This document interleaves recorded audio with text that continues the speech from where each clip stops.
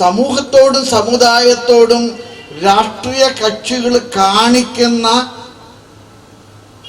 അസാമാന്യമായിട്ടുള്ള അനീതി നിറഞ്ഞ അവഗണനയെ തിരിച്ചറിയാനും അതിനെ തിരിച്ചു കുത്താനുള്ള ബോധമൊക്കെ ഞങ്ങൾക്കുണ്ട്.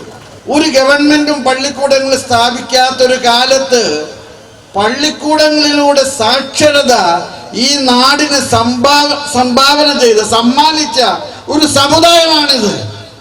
ഇന്ന് നമ്മുടെ സ്കൂളുകളിൽ അധ്യാപകർക്ക് ഗവൺമെന്റ് ശമ്പളം കൊടുക്കുന്നതൊക്കെ ശരിയാണ്. നമുക്ക് സ്കൂളുകൾ കൂടുതലുള്ളത് കൊണ്ട് ശമ്പളം നമുക്ക് കൂടുതൽ കിട്ടുന്നുണ്ടെന്നുള്ള ഒരു പരാതിയൊക്കെ ഉണ്ട്. പക്ഷേ പിടിയരി പിടിച്ചും പട്ടിണി കിടന്നും ഞങ്ങൾ പടുത്തുയർത്തിയിട്ടുള്ള സ്കൂളുകൾ, ഞാൻ ചരിത്രത്തിൻ്റെ പിന്നാമ്പറങ്ങളിലേക്ക് പോകുന്നില്ല.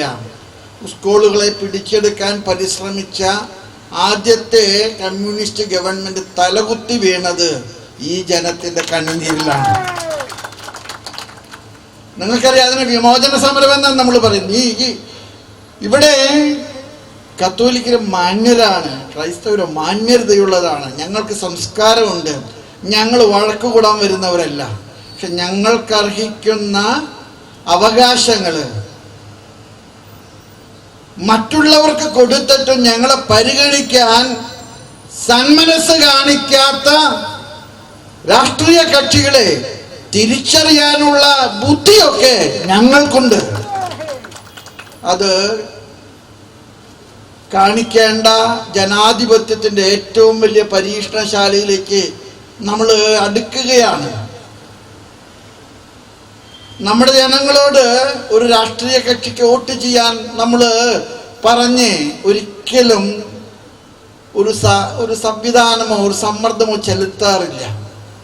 പക്ഷേ സമൂഹത്തോടും സമുദായത്തോടും രാഷ്ട്രീയ കക്ഷികൾ കാണിക്കുന്ന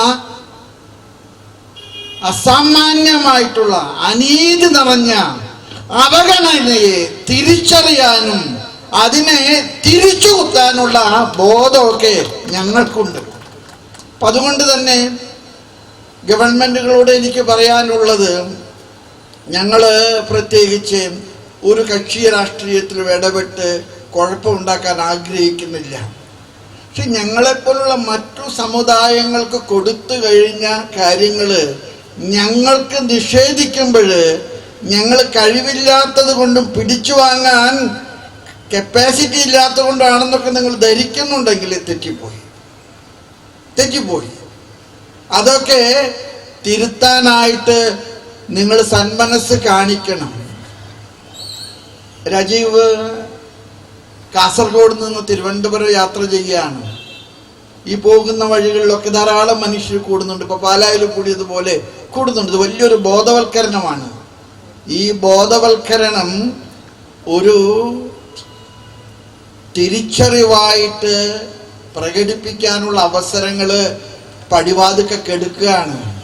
പഞ്ചായത്ത് ഇലക്ഷൻസ് വരികയാണ്, അത് കഴിഞ്ഞാൽ നിയമസഭാ ഇലക്ഷൻ വരികയാണ്. ഒരു കക്ഷിയും ഞങ്ങളെ പരിഗണിക്കുന്നില്ലെങ്കിൽ, ഞങ്ങളെ പരിഗണിക്കാൻ നിങ്ങൾ സന്മനസ് കാണിക്കുന്നില്ല. ഞങ്ങൾ അനാവശ്യങ്ങളോ അന്യായങ്ങളോ ഒന്നുമല്ല ചോദിക്കുന്നത്.